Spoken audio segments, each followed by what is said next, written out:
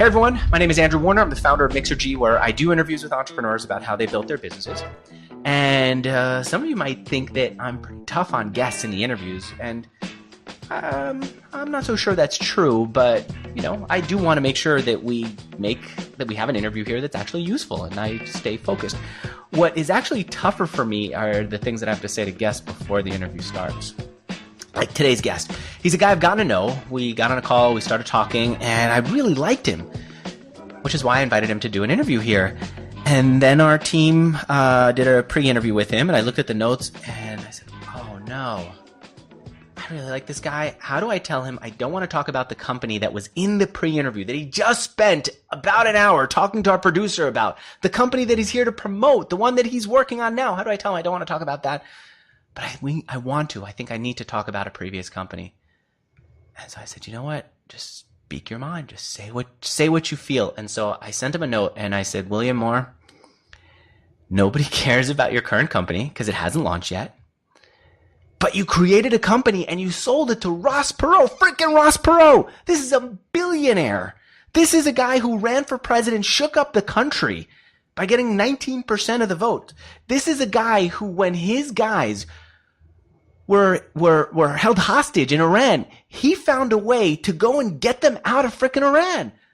And you sold a company to them? An incredibly successful company. Will you talk about that? And it was so painful for me to hit the send button. And after I hit it, I wanted to undo it, but the undo disappeared. So I let it go. And thankfully, William understood and he said, okay, let's do it. So we're going to talk about that company that he created and he sold to Ross Perot. It's called Rothwell International. It's a contract programming company focused on object technology.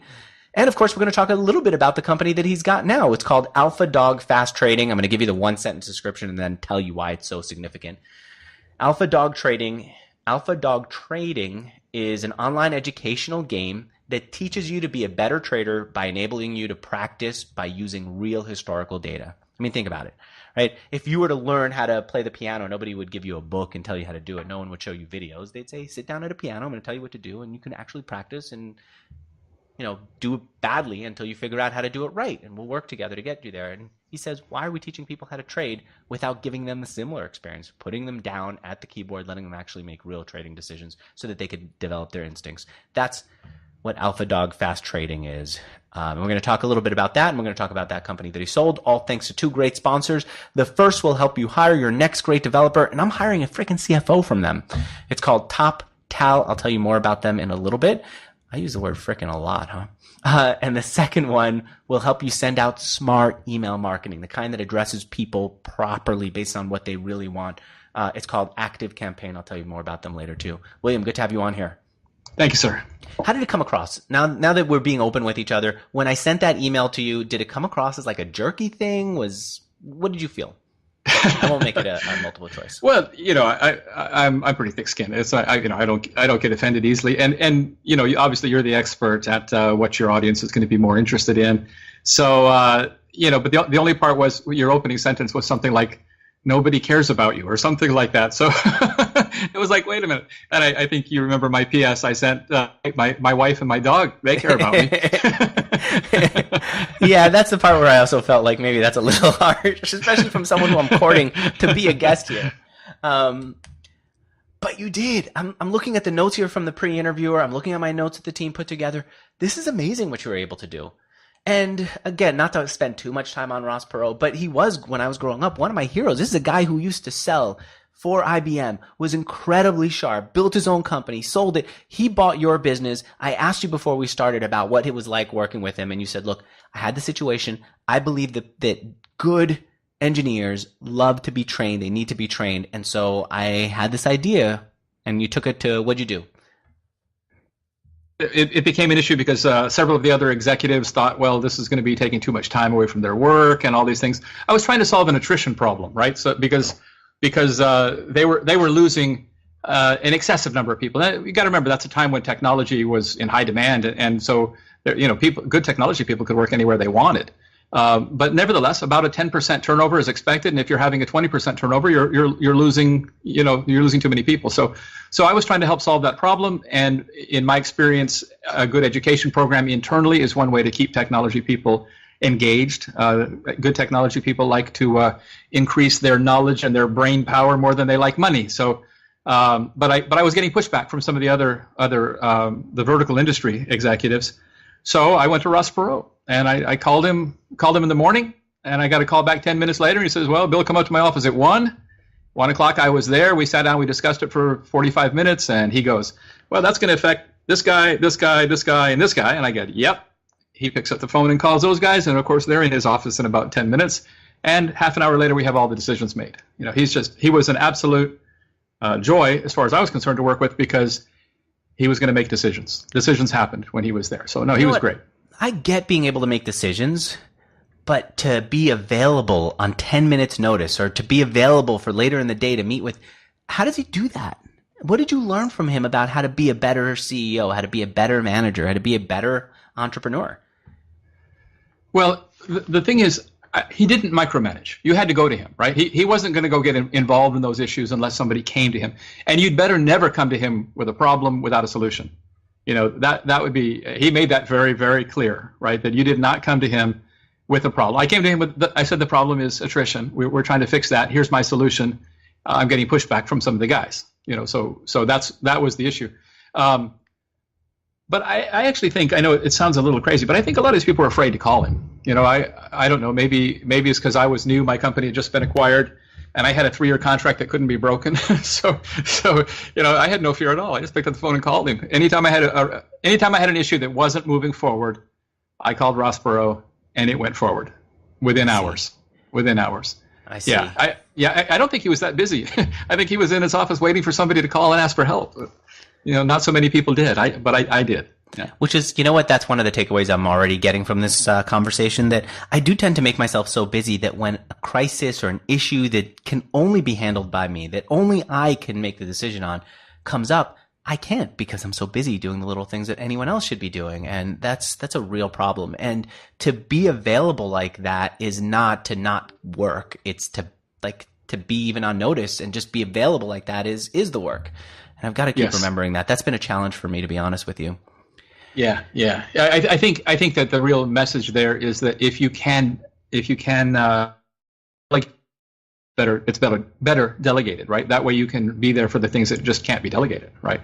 So always delegate if possible, basically. What did you sell the business to him for? We're talking about dollars and cents. How much money? Here? Sorry, I should be clear. It was sold for a bunch of stock, basically. There was a $1 million cash payment in the front, and then a bunch of stock. The target at the time was for it to be an $11 million sale, but the Perot stock later shot up pretty high, so it ended up being more like 20-something million. Wow. Yeah. Life changing. How'd your life change after that? I had to take my 3 years there. That was part of the terms of the sale. I had a 3-year contract that I had to stay, and then I bought an island off the coast of Belize, and I developed that. I spent 4.5 years down in 18 miles out to sea in the Caribbean. By yourself? My wife and I. Yeah, wow. My wife and I. Yeah, we had 2 employees on the island. We're out to sea for 4.5 years. 4.5 years. That was our house at the time. We traveled a lot. We went to Europe, and we went to South America. We traveled a lot in Central America. So we did a lot of traveling. But when we went home, it was to a private island for 4 years. So it was nice. What a great experience, considering all the work and all the changes that happened in your life.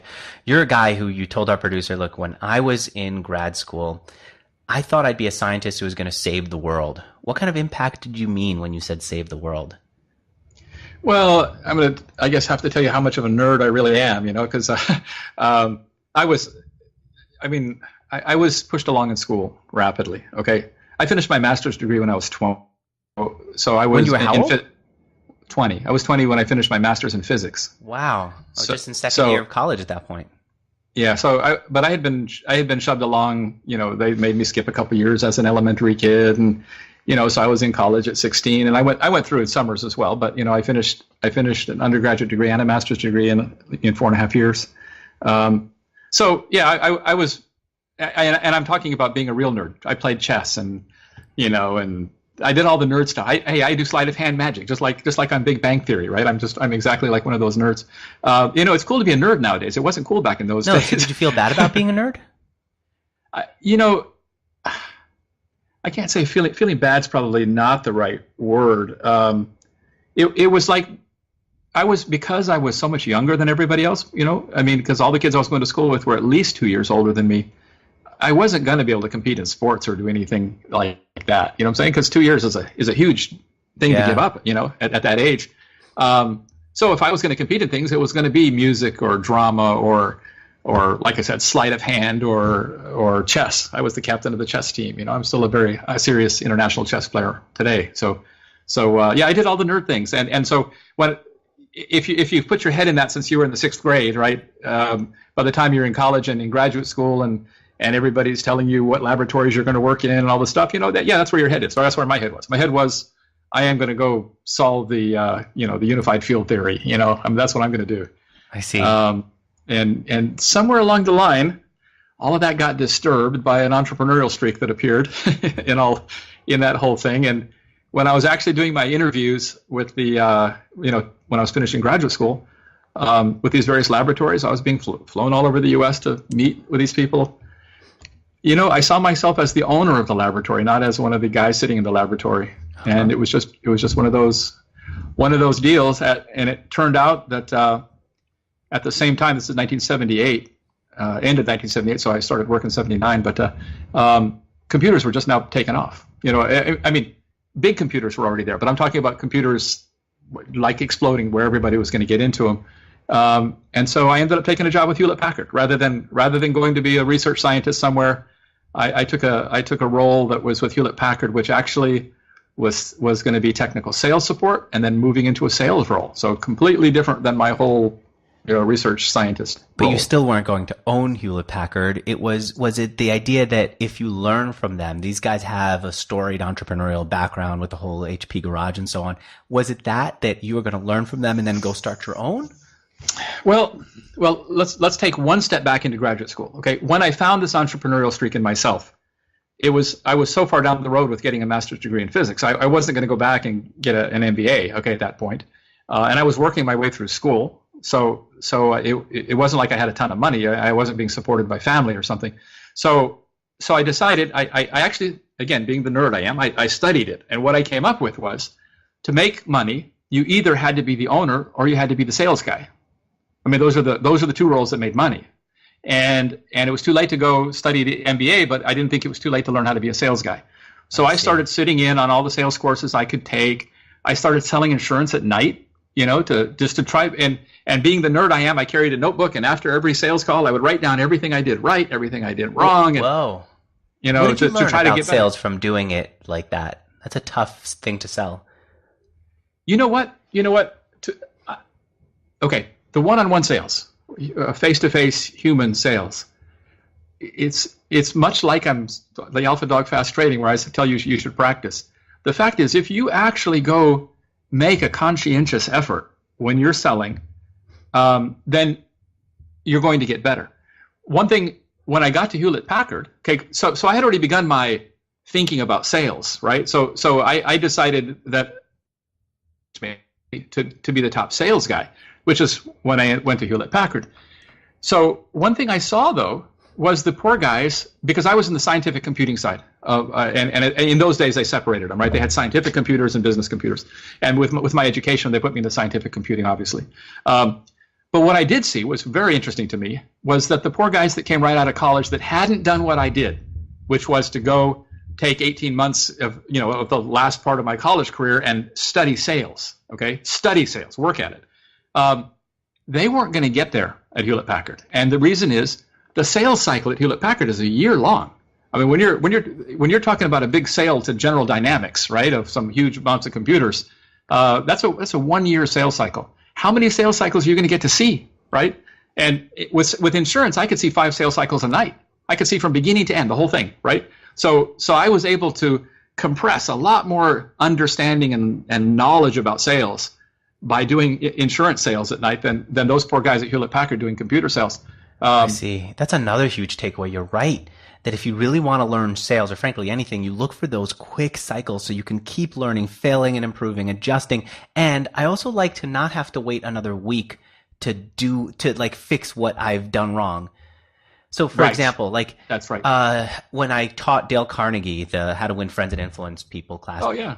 They'd say, hey, look, you're helping to teach this class. You give a presentation today to show everyone else how to give their presentation. I'd give it and I go, oh, I wish I'd done this other thing. I couldn't correct it until the next cycle of the class or even until the next week. Same with Toastmasters. I want to become a better speaker. Toastmasters have you speak today and maybe again next month, but not every day. So I joined 5 Toastmaster classes. So if I screwed up a talk, I could go back in the next day to another class and then give it again and adjust it. And I see. So that's one of the things that you learned from Hewlett-Packard, that you had that fast sales cycle, which gave you an advantage over people whose sales cycle experience was over a year, even though they had more formal education in it. But you told our producer that you're sitting there at one of the cubicles and you looked around and you said, first of all, you don't have anything in common with these people, which I get. I imagine not a lot of them had degrees like you did, didn't graduate by the time they were 20, weren't chess masters, but there was something else. You looked at your quota and you said, if I actually beat the work that they're asking me for, what happens? Yeah, at Hewlett-Packard, they're a brilliant company. Don't get me wrong, okay? Don't because it was a great experience and they're an awesome company. But they viewed themselves as a manufacturing company, okay? And if you put that hat on as a manager, as the president of Hewlett-Packard, we're a manufacturing company. What you want to be able to do is predict all the things that you need to roll out of your factory and get them out to your customers on time when they need them, all that. So what you want is a funnel, not a sales funnel, a manufacturing funnel that is already, listed out and predictable, so that they can manage manufacturing. So guess what they didn't want you to do? They didn't want you to go sell 10 times more than they wanted you to sell. Because if you did, that screwed up all their factory orders. And how can we possibly keep our customers happy if we're going to deliver things late? You see, so what they did is you got your bonus for selling the amount you did, and I think 10% over. They'd even give you an extra little bonus. But if you did more than that, they actually cut things, and it was like, okay, so my first year there, you're in training, completely in training. And the second year there, you're sales support. So I was literally a programmer, programming things to show off the equipment. But the third year, I was finally in sales, and when I found out what the sales structure was like, okay, those guys at Hewlett-Packard, and I'm talking about the employees there, superb people, well-adjusted humans, probably way more well-adjusted than I am, right? These guys are, they have a quality of life. It's a great place to work, and they have a quality of life. And it just wasn't suited for me because I just wanted to go kill something. You know what I'm saying? I didn't want to. I wasn't happy doing $1 million a year. I wanted to do $10 million a year. You know what? I'm like you too. Sometimes I just have this internal energy. I just want to kill something, and I don't mean like put it to death, but I want to kill it as in crush it. Right? I see that in like my 3-year-old kid, but the world beats that out of you. It says, calm down, just do this, and don't put that extra energy away somewhere. Why do you have that? Do you feel like it's just innate the way it is with I think the 3-year-old, it's too early to say, but you see it in some 3-year-olds. Do you think it was an innate need, or do you feel it was because you were doing so well in school that you had to also do well at work? What was it? No, I think it's who you are. I think it's absolutely who you are. I've tried even the 3 years at Perot, when I was in technology there after my company was acquired. You said Perot Systems, right? We lost the connection for a moment. Oh, I'm sorry. Yes, at Perot Systems. Uh-huh. That's right. I could have calmed down there. I mean, I had a 3-year contract that couldn't be taken away, and I could have done just like those other executives, quite frankly, and just gone with the flow and joined the good old boys club of the executives at Perot Systems. Now, even there, I was in people's face. I can tell you several stories of things. Give me one. You sure? You want to hear this? Yeah. You can hear how I might scare you. So we're in a meeting, and it's the top 13 guys. Matter of fact, these are all the 13 people that report directly to Ross Perot. Okay, Perot was not in the room at the time, but these were the 13 guys, and we're doing our planning session for the coming year. So this was in December. Okay, so one guy was up front, and he's talking about how he wants to manage projects, and I'm telling you, it was very archaic and very dinosaur-like, in my opinion, about how he wanted to manage technology projects. And all the technology people report to me. I want them to be, doing well and happy. So he finishes his talk up in front. He's got his slides and everything. And again, these are the top executives for the company. And he goes, and this is how I want to do it. Does everybody agree with me? And I have to raise my hand. And he looks at me and says, Mr. Moore, are you ever going to agree with me on anything? And I said, yes, if you're ever right about something.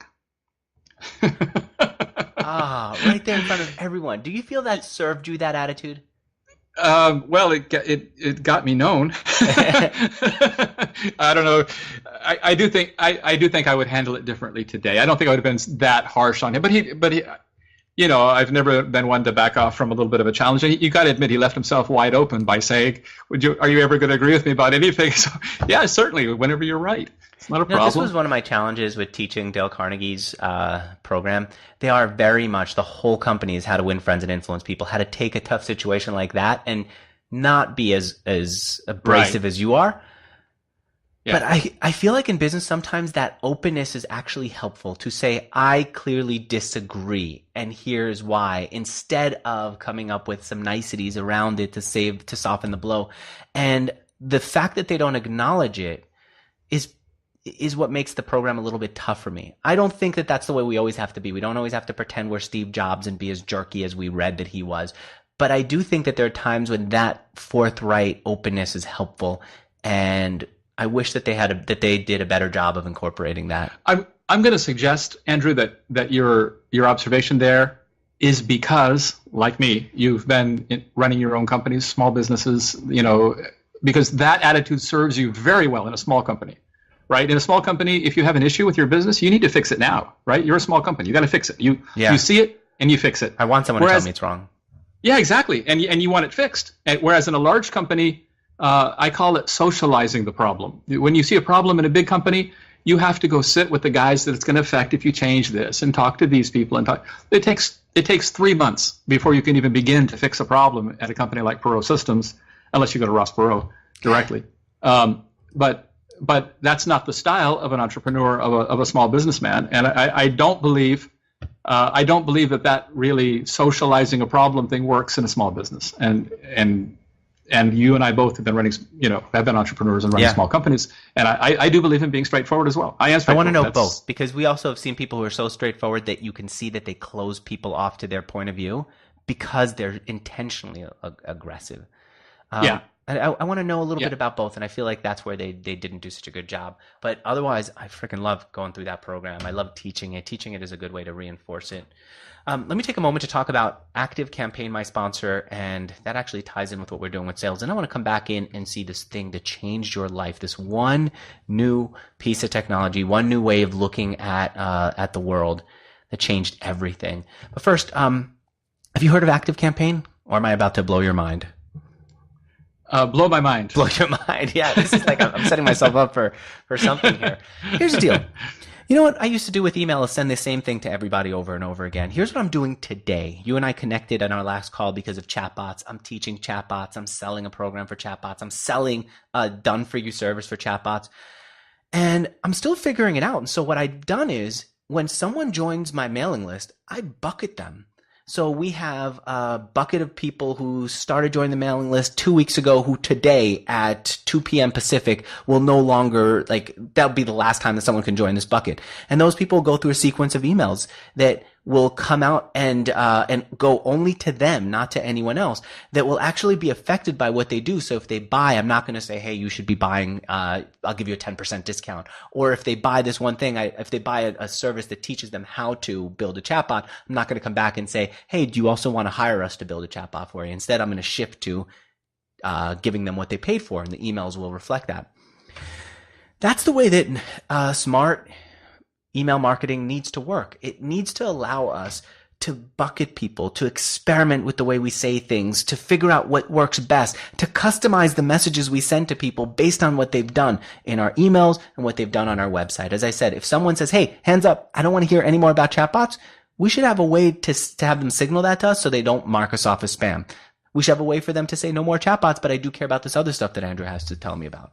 Anyway, all that stuff took me a long time to learn and so much longer to implement because the software around it is really tough. I mean, we've had to pay tens of thousands of dollars to experts to help set this stuff up because it's been so frustrating. But ActiveCampaign, a company that's done email marketing for years, said, you know what? Why don't we become the simple version of that?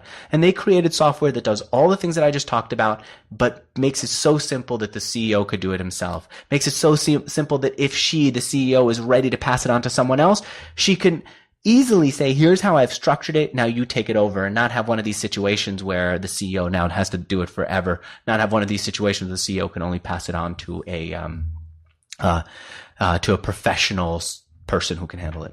Anyway, I'm describing email marketing the way it should be. If you're not doing it yet, it is so much more accessible than you guys ever imagined. William, if you're not doing it at your new business, it's so much more accessible than you might have thought if you were thinking about some of the old software. I was going to start to put down some competitors, but that's not really being nice.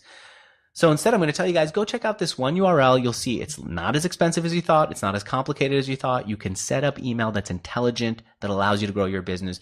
The URL is activecampaign.com/Mixergy. When you go to the middle section of that, actually towards the bottom, you're going to see a simple flowchart that explains to you how you should be managing your email. You can look around the features and see what you can do.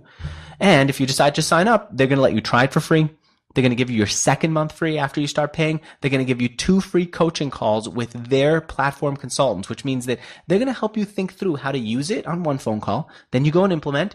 Then you come back on the second call and you can follow up and say, I tried implementing this. It didn't work. I thought about this other angle on how to sell. Can you help me implement? And they'll do that. And finally, if you're already on an email platform you don't like, they will migrate you for free.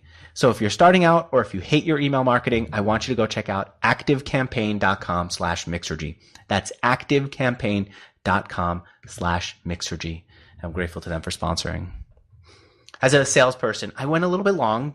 Other than the length, what do you think of the way that I just explained and sold ActiveCampaign? It makes me want to go take a look at it. Absolutely. And this is an area that I'm still learning, right? Because I studied very hard at direct sales, but the marketing at the time when I was doing my company was still primarily with letters and advertisements and magazines and things of that nature. So I'm a little bit late to the table on some of the things that are happening these days, but I'm very excited about learning them myself. So yeah, it's cool. Cool stuff. Thanks. And you actually did. You even use the phone to sell, and I think a lot of what you've done back then is still applicable today. Let's get into how you got into it, and then we'll talk about how you sold it, because you personally sold it for a while. The thing that changed everything for you was object. Is it called object programming or object-oriented programming? Well, yeah, you're going to hear people say object-oriented programming a lot. We just started calling it object technology. Okay. That's what because there was more to it than just the programming side. So we call it object technology. But I think probably more people say object pages in front of me explaining what it is. You did a way better job than all of these tabs. So can you explain what that is and how it differs from what came before it? Yeah. Is that your phone? It is. I should have turned it off. I'll just throw it as far away as I can here. What are the odds that somebody's actually going to call you, make an actual voice phone call to you? Yeah, sorry, go ahead. What was it? Yeah. So prior to what they call object technology, it was something called procedural programming, right? Procedural programming are languages like Fortran and COBOL, and C, right? These languages are all procedural. They were actually very easy to learn because there was, only 12 or 20 statements that you had to learn, and you just put them together in different orders and things like that, right? To make things happen. If you took a Fortran class in school, which was the only 2 courses I ever took on computers, other than at Hewlett Packard, were Fortran like that. But the problem with that type of coding is that it's like spaghetti code. Matter of fact, for my thesis was actually a piece of code to take data from this laboratory that I was working in while I was in graduate school and do all the number crunching. That code ended up at Los Alamos, okay, the nuclear research lab in the U.S., because my professor worked there in the summers, and I defy anybody to maintain that code. That was what we call spaghetti code, dump out of my brain. And all that shows is where programming was in the 70s, right? The programming in those days was the spaghetti code. Structured programming came along, different things, but the ultimate in structured programming is object technology. Object technology takes any problem that you're trying to solve and breaks it down into its components and creates a piece of code for each of those components. Each component is created and and put into an object, hence the name object technology. So what that allows you to do is, if let's say your business could be broken into 5 or 6 different things. If you changed part of your business or added a new component to your business, then all you had to do was change that one part of the code, and everything else still worked. So what it allowed you to do is not start over, because for years and years, I'm going to say 2 years. Every 2 years, you threw away all your code and wrote it again. That's how programming worked.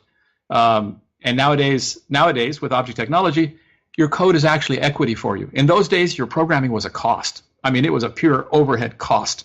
Nowadays, you actually build code that's equity for your business. It lives with you forever. What was that joke that you told us about the axe? Yeah, I used to tell this when I was trying to explain object technology to people. Some guy sees in the paper some farmer's advertising that he's selling an axe owned by George Washington. And so this guy's very excited, George Washington buff. So he goes to check out this axe, and he goes there, and the farmer presents the axe to him, and he looks at it and goes, "Wow, looks like it's in really great shape to have been owned by George Washington." He goes, "Yeah, it ought to. The handle's been replaced 3 times and the head twice."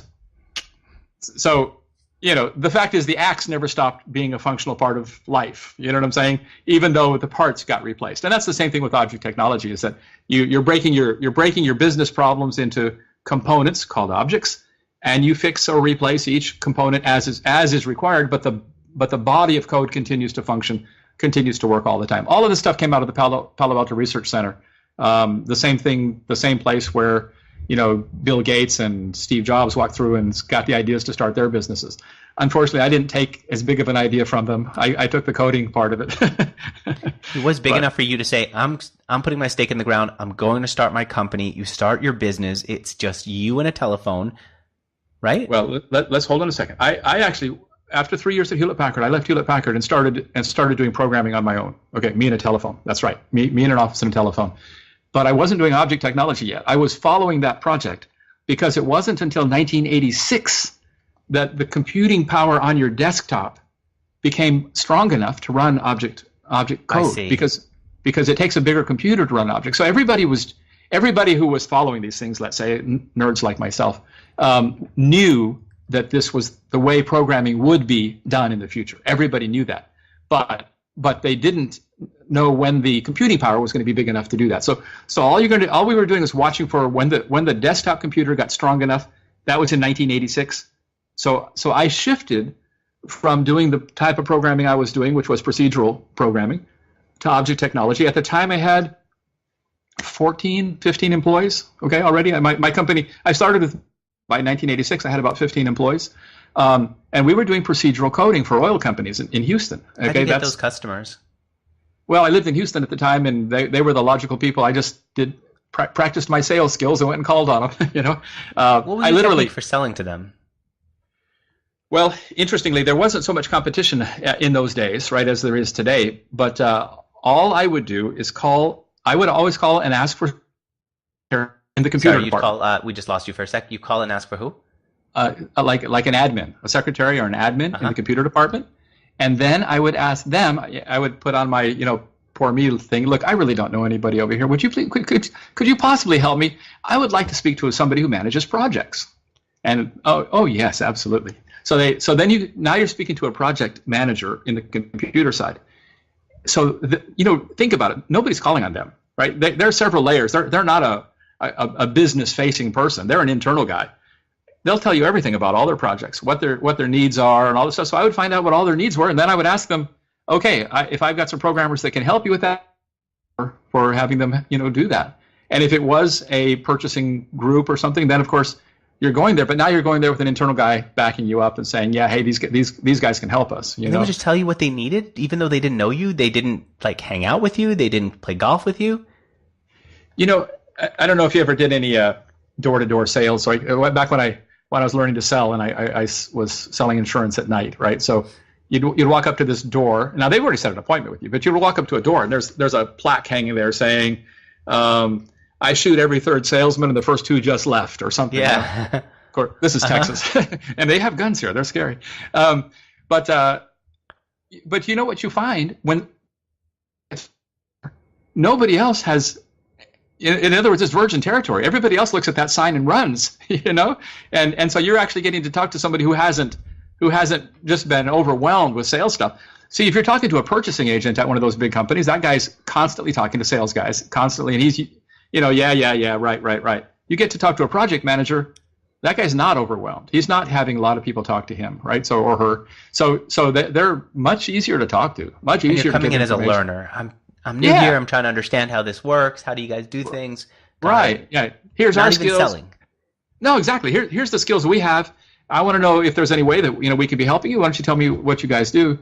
And so I would say if I spent a half a day on the telephone, I would get a contract. At least I would be able to.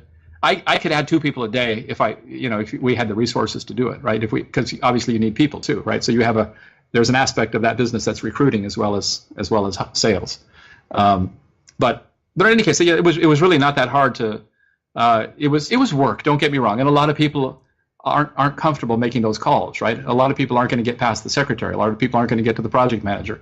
A lot of people aren't going to get that information. But after having 18 months of insurance sales practice while I was in graduate school, I felt very comfortable doing that. And I was good at what I did, right? You know what I'm saying? In other words, I wasn't hiding anything. I was good at what I did, and they knew it, right? They knew right away when we spoke that I knew what I was talking about. Everybody was comfortable, and so I grew with that, and I had about 15 guys by this time. When those lines crossed, which is all I was waiting for, I sat down with my employees and I said, okay, we're ready to make the shift now. We're going to make the shift to object-oriented programming. And anybody who does not want to make that shift, because these guys were also experts at what they did, which wasn't objects at that time, right? I said, we're going to do training. We're going to get everybody up on this new technology, which I believe is going to be the way programming is done in the future, and that has come to pass. But if you don't want to, for whatever reason, tell me now, and I will help you get positions with our clients. In other words, I'll do a permanent placement kind of thing with them. Yep. And about 1/3 of my staff did not want to make the jump. They were quite content doing what they did at that moment. They didn't want to make the jump into this new technology. So I went from about 15 guys down to 10 guys when we made the jump. But those 10 guys all got educated, and then after that we just grew with the technology, with the business as it grew, as more companies began to try this technology and make some investments in getting their staff trained and up and running. There wasn't enough work in Houston even for those 10 guys. So I had to expand my marketing base. I immediately started advertising in national magazines. Okay, I opened an office in New York a little while later. I opened an office in Zug, Switzerland, because we had European clients, and the European clients wanted to work with a Euro. So I set up a European company just to hold the contracts. All the workers were still at this time from the U.S. And then in 1991, I opened a programming facility in Bangalore, India. So we started training people over there 20 at a time, and bringing those guys on board because I could afford with the aptitude but not the skills yet and understanding. You taught them. The first 10 people who you had on your staff, who taught them? No, those guys brought those skills to the table, right? Those guys came. No, but you were saying, look, we're going to shift the company to this new way of doing things. You're going to get trained. Yes. Who did that training? Was that you? Yeah, for better or worse, it was me. So you had to go learn it for yourself and then come in and introduce it to your people. And write the courses. I wrote all of the initial courses. There were no courses available yet for this. So yes, I read everything that was possible. I got everything from the Palo Alto Research Center that I could. Mm-hmm. I wrote the first handful of courses. And in those days, this was before, I call it the Netscape model of marketing, right? Where everybody figured out the best thing to do to get a big base is to give things away, and then you can charge them for other things later, right? I mean, that model of marketing wasn't there yet. I was having to pay for the development environments to train the people on. I mean, it was not to make that decision to do that. But our clients also needed those courses. So the courses I used to train my own guys, we also then used and charged for, right, to train at the client sites as well. So they were seeing the shift and they wanted to understand it. How did you find customers? How did you find customers when this thing was so new? Well, knowing that, knowing the financial reasons why the big industries were going to accept this, okay, and the concept was that this type of coding is so much more maintainable, right? And over the life of an application, 90% of the money is spent on maintenance of that application. 90%. So if the numbers were saying that we could reduce that that it's going to cost you only 10% as much to do the maintenance. Well, guess what? That frees up so much capital in these large companies. So I knew the Fortune 100 companies were going to buy into this. So, even though the benefit was down the line, it was more expensive up front, but savings down the line, they had the foresight to understand that and accept it. Because there was such a huge amount of money being saved. If they could actually pull this off, the returns were huge. Okay. I see. It wasn't like we were telling them you're going to save 5% or 8%. We're talking about 90%. Yeah, exactly. So no, even if they missed by half, you know what I'm saying? That's still 45% of savings directly off their cost of IT. So it was a huge amount. We knew the large companies were going to buy into it. Okay. Of course, I called on those guys as well. I did the same thing, calling and talking to project managers. And in Houston, I already had a little client base that I was able to push my way through to start off with. But we started running in Computer World and an object. There was one magazine that somebody started doing that started featuring object technology. So we started running those ads, monthly ads in those magazines. We had, much like you were talking about, an email campaign. We had a letter campaign all charted out. So, if we get a contact from this person and they're in this category, this is the set of letters we do. And if they're in this category, this is the set of letters. If they're over here, I call them immediately. If they hit that button, they get a phone call right now. But we had all these letter campaigns. Yeah, this is just like a marketing automation that we do via email and online right now, all done by hand. The sales cycle or the initiation into this process would happen because they'd see an ad in a computer magazine. Okay. You know what? Actually, let's pause this for a second. Yeah. I want to understand in more detail the sales cycle, but I'm looking at the clock. I want to make sure that I do my sponsorship spot and then come back here. Gotcha. Okay. The sponsor, by the way, is a company called Toptal, which I've been talking about for a long time as a place to hire developers. But I had this experience with them. Did I call you William or Bill? Bill, please. Sorry? Bill. You prefer Bill. Yeah, I thought it was a little bit stiff if you keep referring to yourself as Bill. Yeah. So, Bill, I've been talking about them for developers, but I've had this issue here at Mixergy where I keep having the same pair of eyes looking at my financials forever. It's mine, and then it's this person who oversees my books and the bookkeepers. I want someone new. I want someone to say, Andrew, you're making a stupid mistake over here. You're missing this opportunity. I had this issue years ago. I was paying taxes. I had a loss year. And someone new looked at it and said, you know what, Andrew? You can actually get back some of the taxes you paid last year because you've lost money this year. I said, I didn't know taxes work that way. I thought I pay when I make money and I don't when I don't make money. He said, no, you could get some, right? So when someone has a fresh pair of eyes, new understanding, new experience to bring to financials, they can help you. So I thought, Toptal has this new division where they have finance people on hire, kind of like you could hire a developer for part-time or full-time through them. You can hire a finance person. I contacted them. I said, here's my problem. I want someone, I'm looking at the same things over and over. I have the same experiences that I'm bringing in. I want someone who has multiple clients, multiple experiences to look at my financials and tell me what I'm doing wrong. Am I overspending on this contractor? Am I not organizing my numbers right? And so they found someone. They're going to introduce me to them in the next few days. I was kind of hesitating about whether to talk about it or not, but I think it's important to bring up that this stuff is available. We always think we have to do things the same way, and I think we should be aware right now online resources make people like this available to us. So I can get someone from Toptal who will look over my finances. What do you think about that, Bill? Is there something I should be asking them? Am I making a mistake by bringing in a part-time person to look at my books? My vision is every month, certain number of hours, look at my books and help me organize them. Tell me what I'm not realizing. I think you're doing it perfect. I think you should bring that temporary person in, and I think a fresh set of eyes helps a lot. And I do believe that it's a it's a very viable way to do it through a contract arrangement. Yeah, I don't know why no one brings this up, and partially I'm hesitant to do it because I think maybe I'm making a mistake. But then I look at the numbers; it doesn't cost that much. I get the guy by the hour. I make sure he's got the right experience. Frankly, he's a Toptal person, so I know he's going to be solid. Great. Anyway, so if you're out there and you're interested in something like this, like I know some people in my audience are interested in figuring out the right pricing structure, or I interviewed one entrepreneur who's got a great business. took him too long to raise his next round because he hated putting the spreadsheets together. You can go hire someone from Toptal to put your spreadsheets together. You can hire someone from Toptal to put together your slides for your investors. You can hire someone from Toptal to help you think through your pricing strategy or cohort analysis, which is such a draining process to figure out on your own. Well, you might as well hire someone who's an expert at this and let them take on your finance issues. So if you're out there, you're listening to me and you want to do what I'm doing, I'm paying them full price. I don't have any special deal with them. And they'll take care of my people just as well as they take care of me. Here's the URL where I went to get started, where you can go. You're going to get a couple of things. First, you're going to get tagged as a Mixergy person, which I think carries a lot of weight. I know them really well.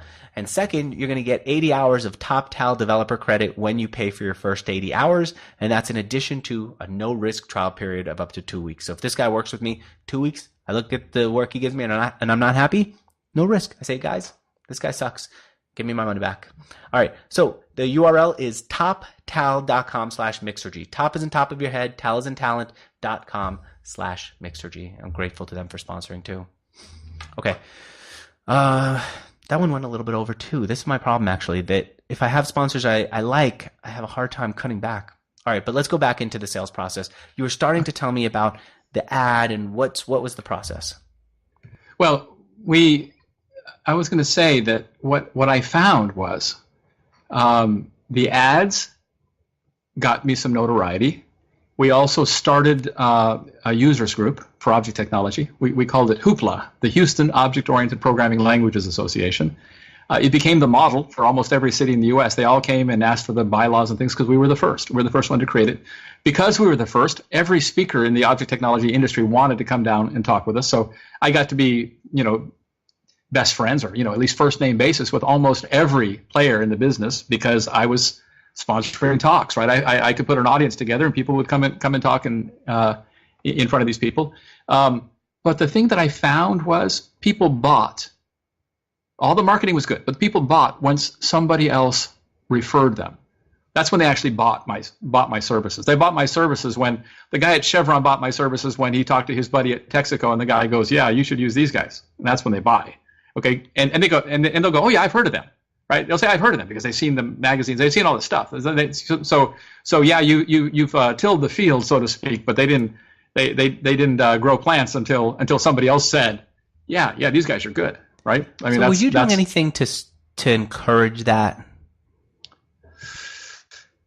Probably not. I mean, I always learned to ask for referrals from people, right? I always asked for a reference letter from somebody, right? So when I would send a package off to a Chevron, it included a reference letter from somebody at Texaco and somebody else. So I had 40 different reference letters in my files, and I would pick which one was appropriate, or two, or sometimes three that was appropriate every time I sent a package out.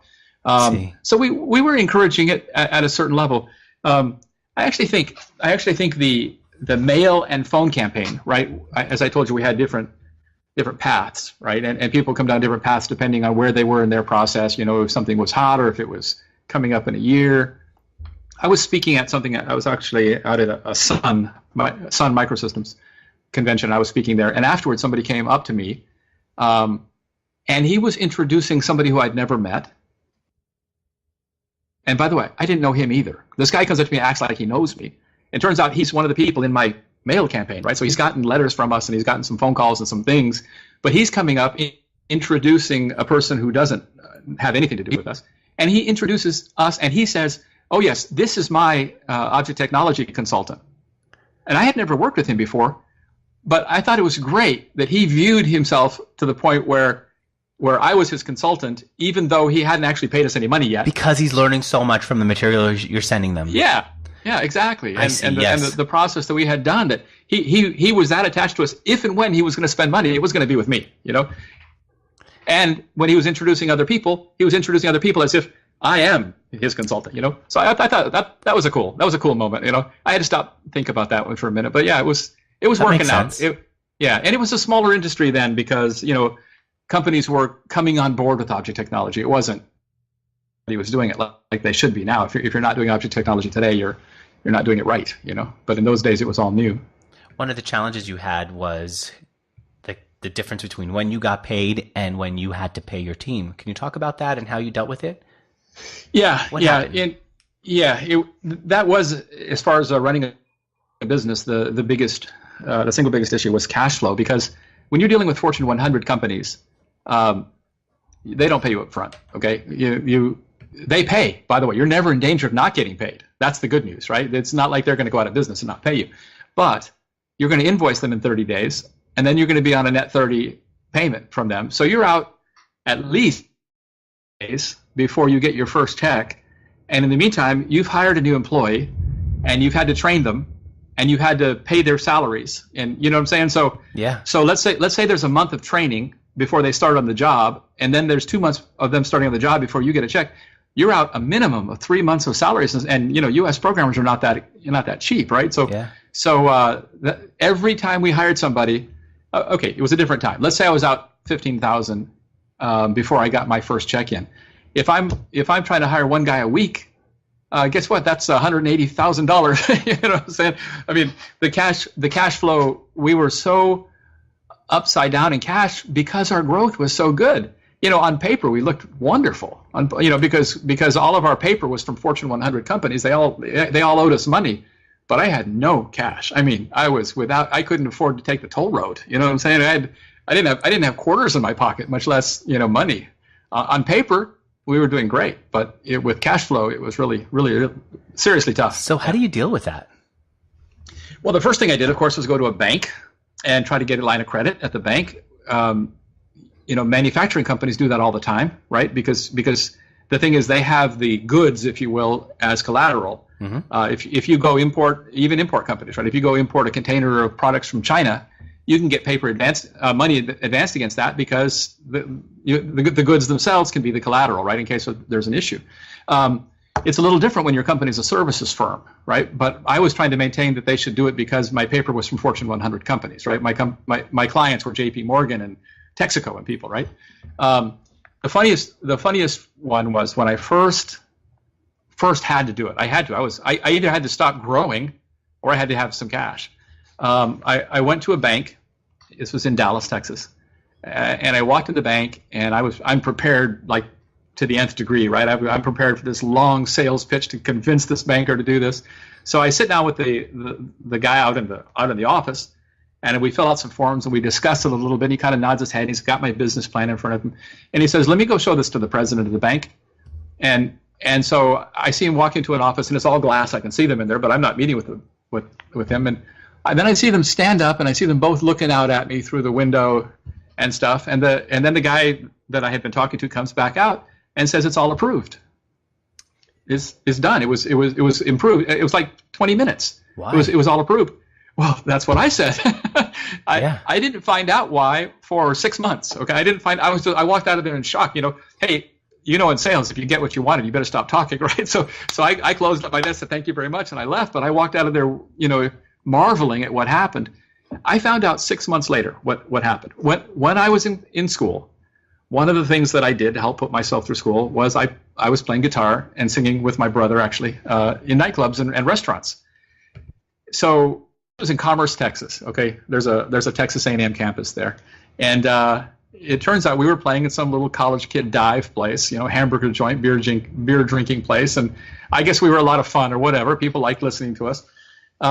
It turned out the president of that bank in Dallas, a few years earlier, had been transferred to be the president of a bank in Commerce, Texas, and he had a teenage daughter, high school daughter,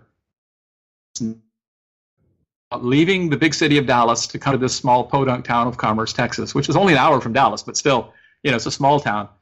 She's leaving her friends. She's going to a small place.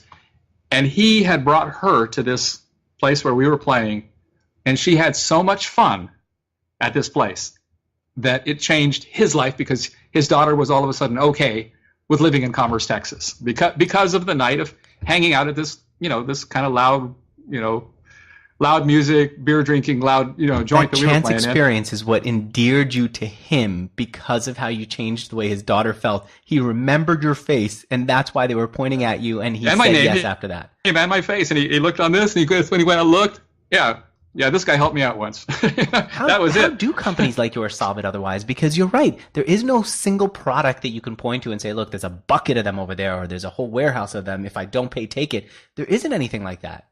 No, it's a tough sale. Even that deal, okay, that worked for the first year or so, but all of a sudden we hit a real high growth mode, and he how do you say, gave me a line of credit up to this much, but he didn't give me a line of credit up to this much, which later I needed this much. Mm-hmm. So even when it got to that point, we did have to sit down with accountants and all sorts of things and prove where everything was.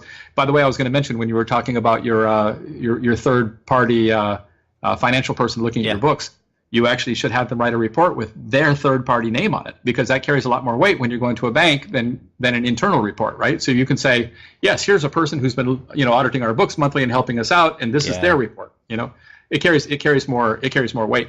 To this day, I'm not very sentimental about old photographs because I have digital versions of them. I don't need it. But old audited financials, I keep those because you've got the name of the person, name of the company that audited them. But then still, you still are in a situation where you don't have tangible product to say, if I don't pay, you take this. So how did you convince bankers to give you a loan? Like I said, the only reason I was able to eventually get that is because my clients were all golden. I was working with only the biggest companies in the world at the time. So they were pure gold, right? I mean, knowing that those are big customers who have the means to pay, they have signed contracts where they'll pay, and a track record of having paid you. Exactly. That's what you take to the bank, and that's what you get funded. Exactly. And it was still a hard sell beyond, this initial amount was here. But when I needed this amount, it was still work. You told Brian on our team, you still remember the day when you actually were cash flow positive, where this whole stuff was behind you. What happened on that day that's so memorable? I went out and bought a plant. A plant? Literally, a plant. I went out because I had this nice backyard, right? And I had this little water garden that I had built with my hands. But I actually went out and bought a plant that I could hang right there because I had literally didn't have the money to do things like that for so long. So, but the thing is, when it changed, okay, when the cash flow finally caught up to the growth, right? Because obviously the growth was tapering off at that point. But when the cash flow finally caught up, it caught up with it in such a big way that I went literally from, like I said, not having the coins in my pocket to take the toll road to, okay, I'll pay myself $50,000 a month now. I mean, it went from here to here so fast that it was like, your head spins. Like, wow. I mean, you could see it on paper, you could see it coming, but still, when it finally happened, I went out and bought a Jaguar, and I went did this, and we started taking some real vacations, and later I bought an island. Why'd you sell the company, considering that you'd finally got it to the right place? That's a very good question, and this goes back to some of the things we were talking about earlier about knowing who you are, right? The fact is, when I started the company, I was dealing with my clients. I was dealing with hiring good technology people. I was dealing with cool projects. I can tell you about some of those cool projects if you're interested, but that was a lot of fun. But by the time the company got to 300 employees, I was dealing with insurance and parking spaces. You know what I'm saying? I mean, It was like, oh my goodness. That wasn't fun to me. That absolutely wasn't fun. So when we got to the point where I was starting to get a few phone calls from saying, hey, I got customers that want to buy your business. I hired a president for the company. I still did all the hiring, and I still handled I was the front person for all the clients. So all of the business side, the work was still me, but I hired a president of the company to be the facing guy to discuss all the, to handle insurance and parking and quite frankly, to handle the sale of the business. And that's, I see. Even with someone who could handle parking and insurance, it still was too much of the running of the business and not of the business. I don't know how to describe it. It was too much of the stuff that you don't want to do. And so you said, I'm going to sell it. Exactly. It was just, I don't know, it got to that spot. You know what I'm saying? It really, and I'd been working and raising kids my whole life. I had 3 kids that were, getting near college age, and it was just time, it was. If you saw my eyes dart as we were talking, and I think at the point there you were looking at me like maybe I wasn't paying attention. I'm doing research as we're talking, looking at stuff. It seems like the deal went through. Here's one of the things that I came up with. The deal went through on August 8th, 1996. Is that right? Yeah, sounds right. Yeah. How did you meet the people at Perot Systems to make that deal happen? I was the feature speaker at a quality control conference, a software quality control conference for NASA. which happened to be in Houston, right? So I was kind of a hometown boy there. And I was speaking there, and I was speaking, I believe the topic was programmers, users, and other people, because there was a huge emphasis, and other humans, I think I called it, and other humans, because at the time there was this huge emphasis on almost like crack the whip, put all the programmers in a room and throw them meat under the door and make them write code until they finish the project, as opposed to treating them like people, as opposed to treating them like humans. And users, the clients were feeling the same kinds of issues, right? It was everybody was trying to be very methodical. Don't get me wrong, and certainly there was methodologies are important, but I think a methodology that leaves out the fact that we're all human beings is a problem. So I was talking about how to keep the human aspect in there and still do good work with across the board and have good processes in place. So there was a couple guys from Perot Systems in the audience, and afterwards they came running up to me and said, we have just set aside a whole bunch of money to go out and we want to grow by acquisition, and we want to talk about this. And I said, yeah, I got 300 guys. Let's. They said fine. So the conversation started there. It took a little while. To converse, and so they sent out. I'm looking at the Securities and Exchange Commission Form 10-K from the year ending December 31st, 1997. They are listing you. I thought, well, this is a big acquisition. They've got this whole section on it. No, in that section, it's you, and then there are 4 other companies. It's like you're one of 4 different businesses they acquired all at once, including Dublin Group, a Chicago-based consulting company, Comsys Corporation in Reston, Virginia, Technical Resource Connection in Tampa, Florida. So this is a collection of companies. They just said, we're going to get into this space. We're going to go big, like you said, and we're going to buy them. That's right. Yeah. They got in an acquisition mode. But you know what? So I don't see your name in this 10K, which would make sense. What I'm wondering is, because I keep fact checking as we're doing stuff, why the name? Where'd you end up with Rothwell? You know what? Nobody's asked me that question in a long time, but I think it's got a good story. There's an expression, and it's I believe it's originally Chinese, but it's been translated into English, and it is, there are only 2 things we can bequeath to our children. One is roots, the other wings. Right? Roots and wings. Wait, what is it? Roots and wings. Yeah. Those are the only 2 things we can bequeath to our children. One is roots, the other wings. So I wanted to have an R and a W for roots and wings, and I already had this cool logo already designed with an R with the roots coming down and a W with the wings coming off the back. I already had it all in my head, but I didn't have a name that had R and W in it. So it was studied and thought and practiced, and it was almost named Red Wine for a little while, but you can tell what we were doing while we were thinking about what to name the company. But no, we came up with Rothwell. Rothwell because, it kind of had a ring of Rothschilds and Rockwell. You know what I'm saying? It kind of sounded like some other big companies, but it wasn't, and it had the R and the W. So that's why we did Rothwell. Little air of familiarity. So when they're getting a call from someone they never heard of before, it still sounds familiar and still sounds important. You know what? The day that they made the acquisition of my company, it made the national news. And I am quite certain it's because they thought Perot was acquiring Rockwell. I'm pretty sure they thought Perot was acquiring Rockwell, and that's why it made national news. But it was actually Perot acquiring Rothwell. So, and they I think they soon went public after that. So it seems like that was part of their process, right? To acquire, to grow, to go public. Okay. I see it. I see the success. We've talked about the island as a result of it. Alpha dog fast trading then. I don't understand then why you would go from that to not saying, hey, you know what? I'm going to build another consulting company just like that one, but we're going to focus on this new technology and I'm just going to repeat. How did you get into trading? How did you get into education? Why this business? Why now?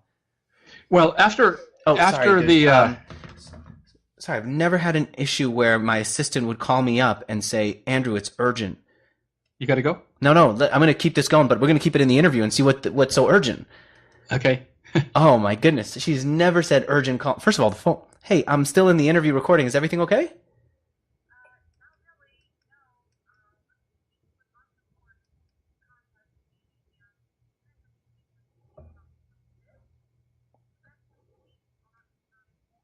Okay, we'll work it out. I'll finish this interview and I'll call you back up, but I'll tell them what happened. Okay. All right. You bet. Bye. Hey, is that you're at your parents' house? So I'll tell you what that was. I am scheduled to. I thought I was speaking on Thursday. I'm scheduled to speak tomorrow at a conference, but I'm flying into the conference tomorrow. I like to always fly in a day ahead of time to give myself time to prepare. Turns out they gave us the wrong time. I can solve that problem, but I can see why she would see that as an issue. And meanwhile, behind you, was that your dad walking through? Yeah, he's old. Okay, well, he wasn't doing anything embarrassing for a second there. I thought, did someone just naked walk through because of your reaction? No, he was fine. He was just walking through. No, I had told them that I was going to be doing this call, and here I'm visiting, so I'm sitting in one of their rooms, and I had told them, please don't disturb me. So because we are going a little bit over, I can't let you go. I keep asking all these questions. I'm looking at the time myself, and I still want to keep going. All right. So now that we've gotten both of our issues out of the way, yes. And by the way, I like keeping this stuff in. I've found that now, because of the NPR style of editing, everyone is editing everything out. And what I feel is it's becoming like the fashion magazines that will edit out people's knees and women's like legs down to a stick. We're really misrepresenting how humanity works, and we're really coming up with this fake thing that doesn't feel good, doesn't feel natural, doesn't feel any connection. This little bit where my assistant was calling me up with an urgent issue, where your dad was, it's giving people color about my life. It's giving people color about where you are and why that background is there. That is what makes this conversation more than just like a Wikipedia article or Forbes magazine blog post. There's my little post. No, I completely agree with you. I mean, that was actually the theme of that talk I was saying about where programming was going, right? We're all still humans here, right? You still have to factor in the human side of things, or else you're going to make errors, quite frankly. People connect with. Okay, so you were saying about the trading. Oh, okay. So after the 3 years at Perot Systems, I bought the island, developed that, took a few years completely off, a sabbatical, whatever you want to call it. During that sabbatical, I actually was studying the quantitative side, the mathematical side of trading. Okay, obviously my background in math and physics, led me to that, so to speak. But it was something I was always interested in.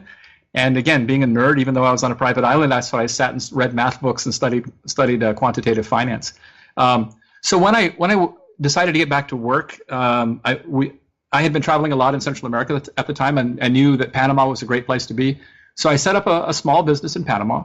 But in this case, I focused on the financial industry.